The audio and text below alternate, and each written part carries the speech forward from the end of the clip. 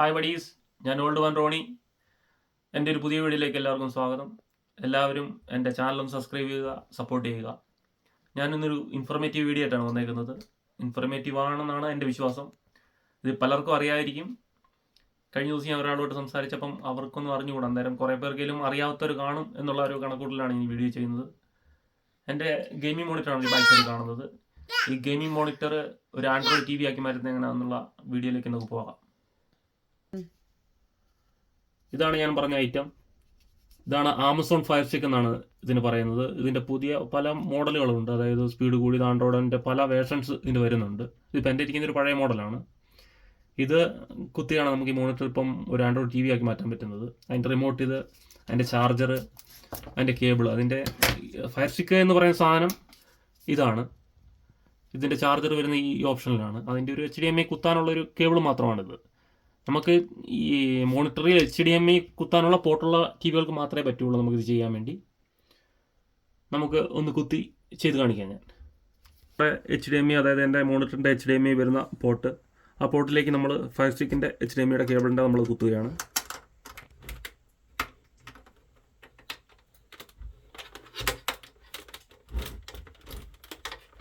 അത് കുത്തിയിട്ടുണ്ട്. അതിൻ്റെ ചാർജറിൻ്റെ കേബിളാണിത്. ചാർജർ നമ്മൾ അതിലേക്ക് ചാർജർ കുത്തുന്നു. എന്നിട്ട് ചാർജിൻ്റെ വയറിനെടുക്കുന്നു. അത് നമ്മൾ പ്ലഗ് ചെയ്യുന്നു.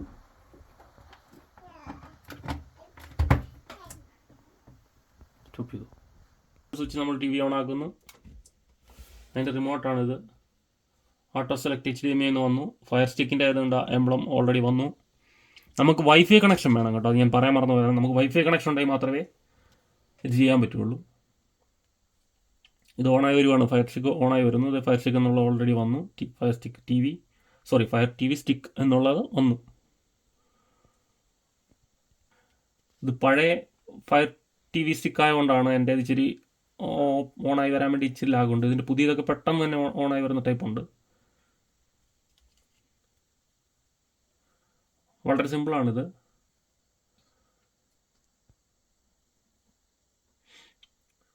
ഇപ്പോൾ ഓപ്പണായി വരുമ്പോൾ തന്നെ അത് കാണിക്കുന്നുണ്ട്. Home, live, your videos, movies, TV shows, app, settings, അങ്ങനെ 7 സെറ്റിങ്സുകൾ അതിൻ്റെ മേളിൽ കാണാം. അത് ഓപ്പണായി വന്നുകൊണ്ടിരിക്കുന്നുള്ളൂ. ഇവിടെ നോക്കിയാൽ അറിയാം ഇതിൻ്റെ ലിങ്ക് ആണെന്നുള്ളതിൻ്റെ ഓപ്ഷൻ കാണുന്നത്. ഇത് നമ്മൾ റിമോട്ടുമായിട്ട് കണക്ട് ചെയ്യുന്നതിൻ്റെ പറഞ്ഞിട്ടുണ്ട്. ഞാനത് ഓക്കെ കൊടുത്തു. നമുക്കിപ്പോൾ ഓപ്പണായിട്ട് വന്നിട്ടുണ്ട്. നെറ്റ്ഫ്ലിക്സ് ഉണ്ട്, പ്രൈം വീഡിയോസ് ഉണ്ട്, യൂട്യൂബ് ഉണ്ട്. നമുക്കിപ്പോൾ ഞാൻ യൂട്യൂബാണ് സെലക്ട് ചെയ്യുന്നത്. യൂട്യൂബ് സെലക്ട് ചെയ്യുന്നു. നമ്മൾ ഓക്കെ കൊടുക്കുന്നു.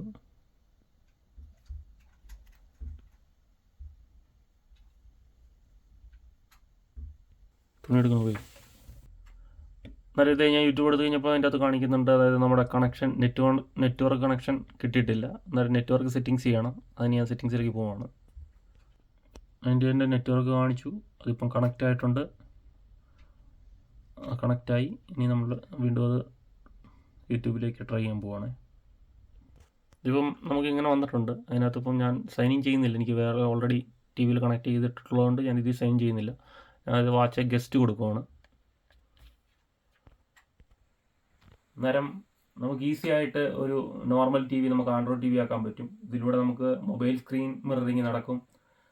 അതുമാത്രമല്ല, നമുക്ക് നെറ്റ് യൂസ് ചെയ്ത് യൂട്യൂബ് കാണാം. നമ്മുടെ നെറ്റ്ഫ്ലിക്സ്, അങ്ങനെയുള്ള എല്ലാ ചാനലുകളും നമുക്ക് ഇതുവഴി കാണാൻ പറ്റും. അതുകൊണ്ട് ഇതെല്ലാവർക്കും ഒരു ഇൻഫർമേറ്റീവ് ആയിരിക്കും എന്നാണ് എൻ്റെ വിശ്വാസം. എല്ലാവരും കണ്ടു നോക്കുക. ഇത് മേടിച്ചാൽ നല്ലൊരു കാര്യമാണ്. നമുക്ക് നോർമൽ പഴയ ആൻഡ്രോയിഡ് അല്ലാത്ത TVകളിലെല്ലാം നമുക്കിത് നല്ലതായിട്ട് നമുക്ക് യൂസ് ചെയ്യാൻ പറ്റും. അന്നേരം എല്ലാവരും വാച്ച് ചെയ്യുന്ന എല്ലാവർക്കും താങ്ക് യു. ബൈ.